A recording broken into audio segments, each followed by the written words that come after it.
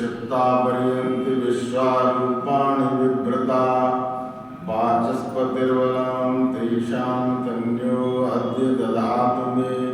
ओम शांति शांति शांति।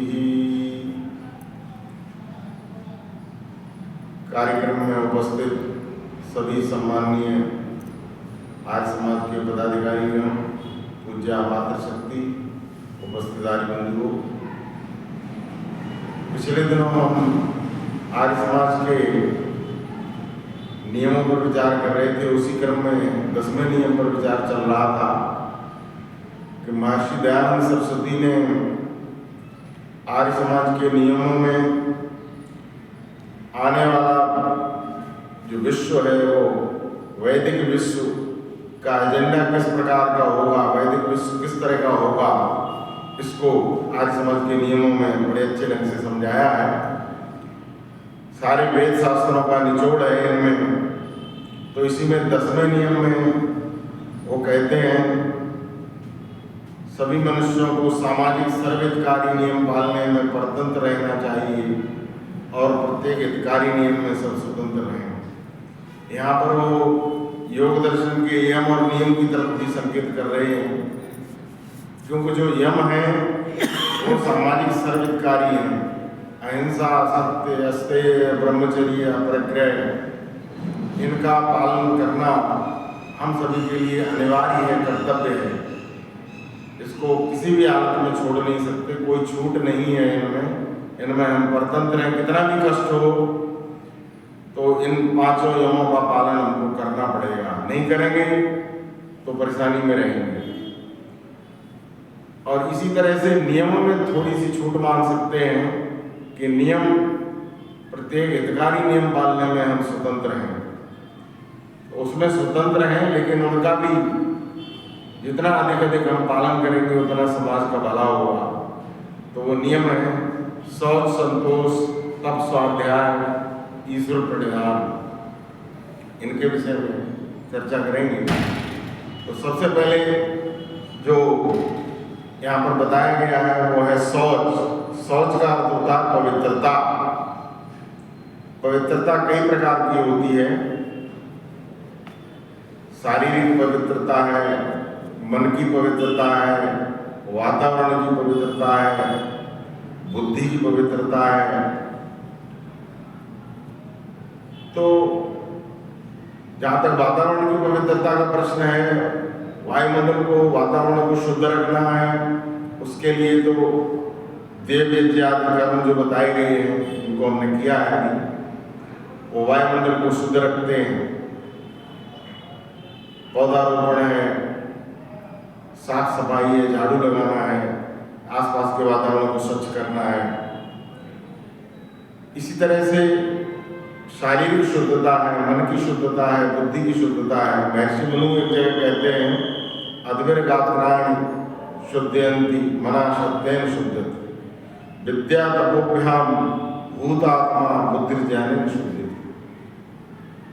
सारी शुद्धता के विषय में महर्षि मनु ने कह दिया।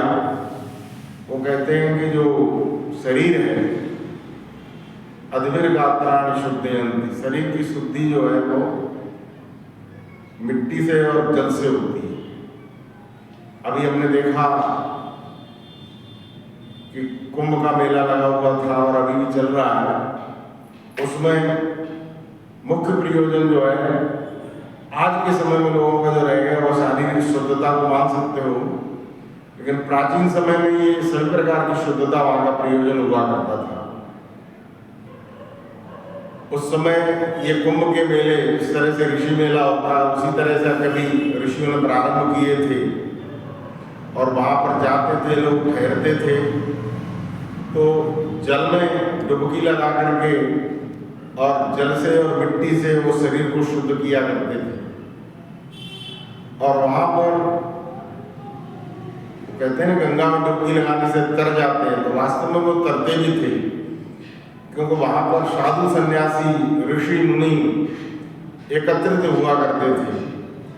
और ये जो कुंभ लगता था उसमें छोटा कुंभ, बड़ा कुंभ, महाकुंभ भी होते थे।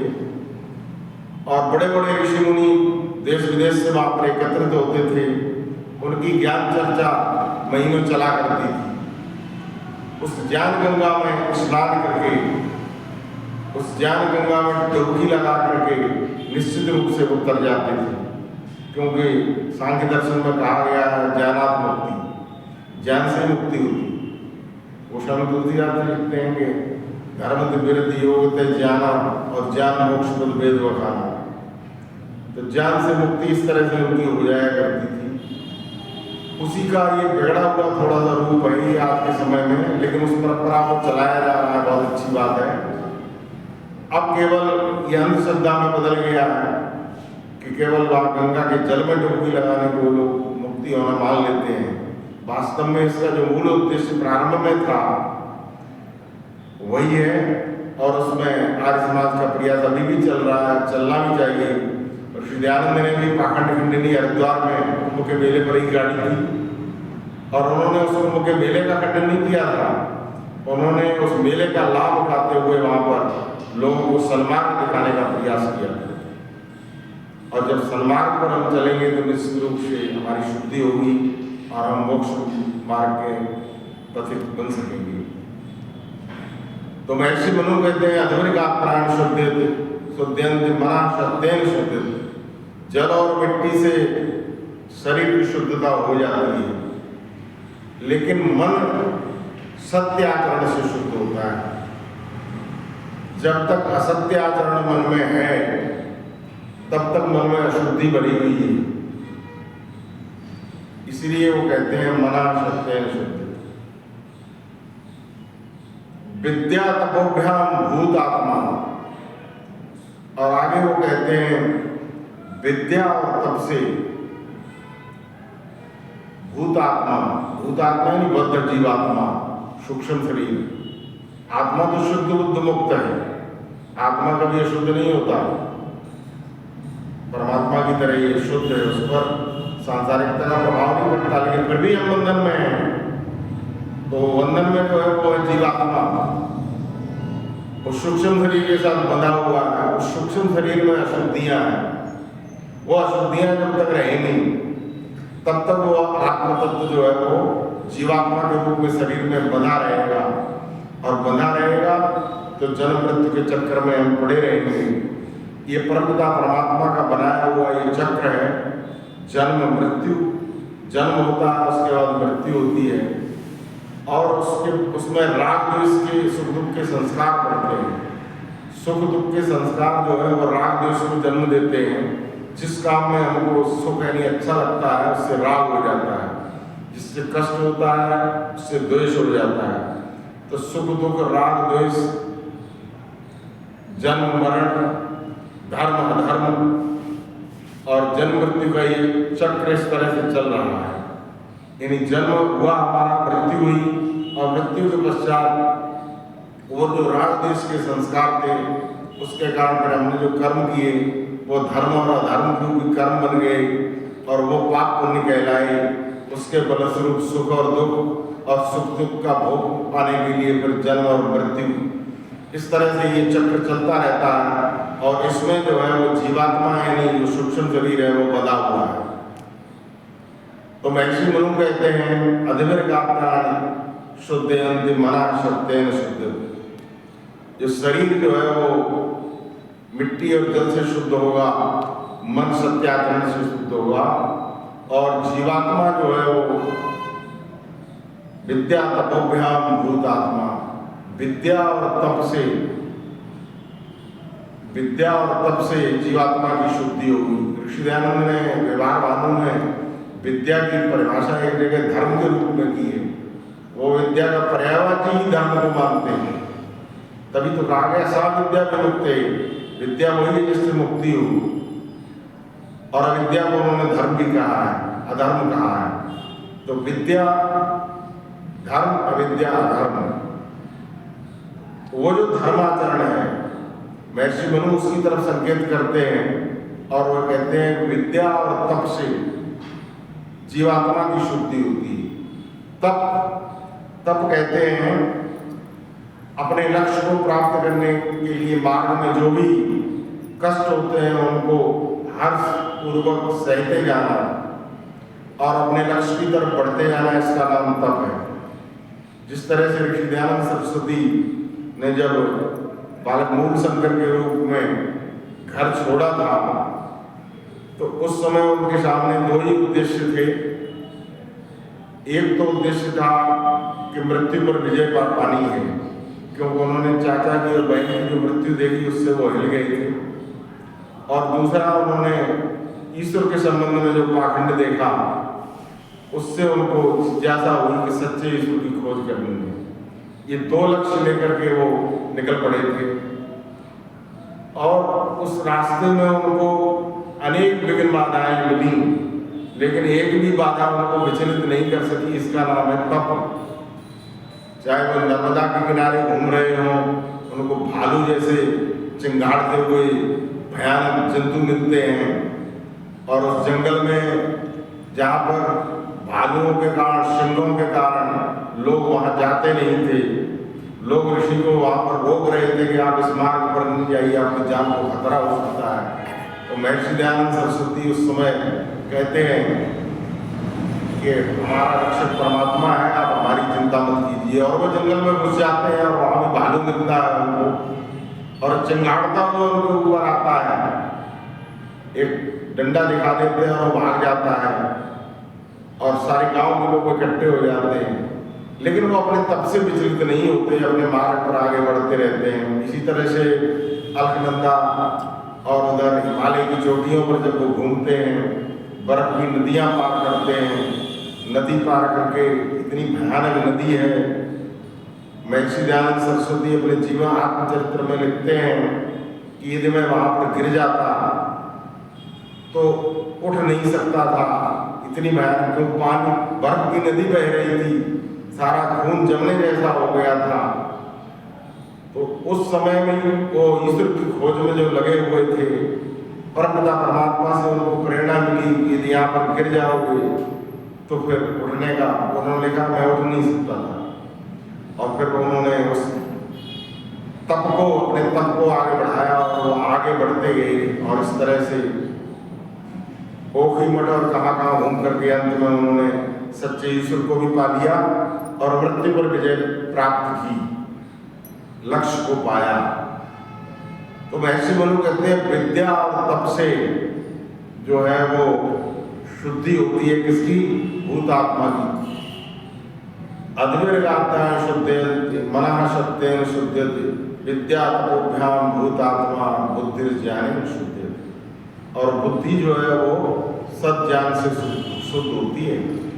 गायत्री मंत्र में हम मानते हैं धियो यो नः प्रचोदयात्, परमपिता परमात्मा हमारी बुद्धि को सन्मार्ग की तरफ प्रेरित करो। बुद्धि तो सबके पास है, जितने भी मनुष्य हैं, मनुष्यों के अलावा जो अन्य प्राणी हैं उनके पास नाम मात्र की बुद्धि, काम चलाऊ कह सकते हो, पशु पक्षी आदि में, उनमें इस तरह की बुद्धि नहीं है कि वो ईश्वर का चिंतन कर सकें, वो एक जगह बैठ करके ध्यान लगा सकें, वो संध्या हवन कर सकें, ईश्वर के बारे में सोच सकें, मन मंदिर में ईश्वर के दर्शन कर सकें। वो बुद्धि, सत असत विवेक रूपी बुद्धि उनके पास नहीं है। लेकिन फिर भी पशु पक्षी जो है कभी कोई गलत कार्य नहीं करते, क्योंकि परमपिता परमात्मा ने उनको एक रास्ता दिया हुआ है, वो भोग योनि में है। जो रास्ता ईश्वर ने बताया है उस पर वो चलते रहते हैं। कोई पाप उनसे नहीं होता, कोई पुण्य उनसे नहीं होता। मनुष्य के पास बुद्धि है, बुद्धि के कारण मनुष्य पाप भी करता है और पुण्य भी करता है।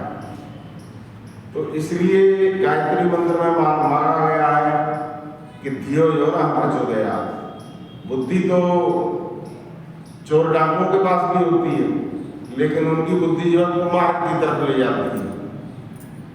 महापुरुषों के पास भी बुद्धि है, उनकी बुद्धि सन्मार्ग की तरफ ले जाती है, वेद की तरफ ले जाती है, वैदिक मार्ग पर ले जाती है। तो वो जो बुद्धि है वो किस प्रकार से शुद्ध होगी? वो ज्ञान से शुद्ध होगी। बुद्धिर्ज्ञानेन शुद्धेति। और ज्ञान जो है, शुद्ध ज्ञान कहाँ मिलेगा? शुद्ध ज्ञान परमपिता परमात्मा का दिया हुआ जो है वो वेद में।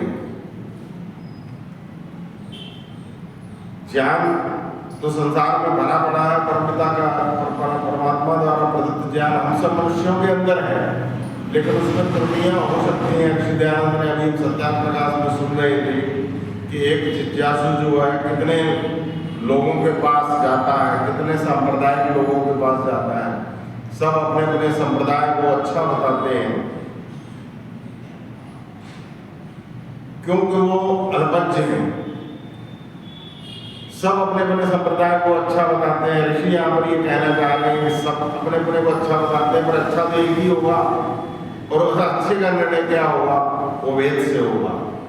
वेद परमात्मा की वाणी है। ऋषि दयानंद के जब शास्त्रार्थ हुआ करते थे, तब शास्त्रार्थ में ये विषय आता था, एक तरफ महर्षि दयानंद सरस्वती हैं, दूसरी तरफ शास्त्रार्थ के लिए दूसरे पंडित हैं, मौलवी हैं, ईसाई हैं। तो वो कहते थे शास्त्रार्थ में सत्य सत्य का निर्णय कैसे होगा, तो ऋषि दयानंद कहते थे इसका निर्णायक वेद होगी। आपका जो प्रत्युत्तर है वो भी लिखा जाएगा, मेरा प्रत्युत्तर भी लिखा जाएगा, लिखित में शास्त्रार्थ होगा, सारे वचनों को लिखा जाएगा, जो वेदानुकूल होगा वो सत्य माना जाएगा। ये आपको भी मानना पड़ेगा और हमको भी मानना पड़ेगा, क्योंकि वेद परमात्मा की वाणी है। कुछ लोग कह सकते हैं कि वेद परमात्मा की वाणी क्यों है? वेद परमात्मा की वाणी इसलिए है कि वेद ने परमपिता परमात्मा ने जब सारी चीजें दी हैं हमको, देखिए जब हमको आंखें दी हैं तो सूरज भी दिया है। यदि सूरज नहीं दिया होता तो आंख का कोई तात्पर्य नहीं। कान दिए तो आकाश भी दिया है जिससे हम सुन सकते हैं। नाक दिए तो पृथ्वी भी दी है, गंध भी दी है जिससे हम सूंघ सकते हैं। इंद्रियां और उनके विषय, तो देखिए दूसरे जीव जंतुओं को वेद की आवश्यकता नहीं थी। मनुष्य को जो बुद्धि दी है ये अन्य जंतुओं को नहीं दी है। मनुष्य को बुद्धि दी है तो बुद्धि का संबंध सीधा ज्ञान से है। जब बुद्धि है तो फिर ज्ञान की पुस्तक क्यों नहीं देगा? इसलिए बुद्धि के कारण ही मनुष्य को ज्ञान दिया गया है, उस ज्ञान का नाम है वेद। इसलिए महर्षि मनु कहते हैं अद्भिर्गात्मान शुद्ध मना शब्देन शुद्ध विद्या तपोभ्याम भूत आत्मा बुद्धिर्ज्ञानेन शुद्ध।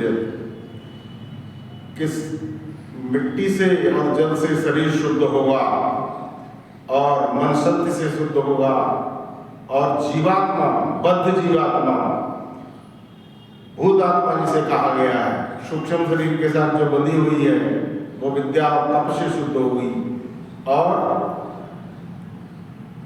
हमारी बुद्धि जो है वो शुद्ध ज्ञान से, वैदिक ज्ञान से शुद्ध होगी। ये वहां पर कहते हैं। तो ये शौच के संबंध में उन्होंने कहा।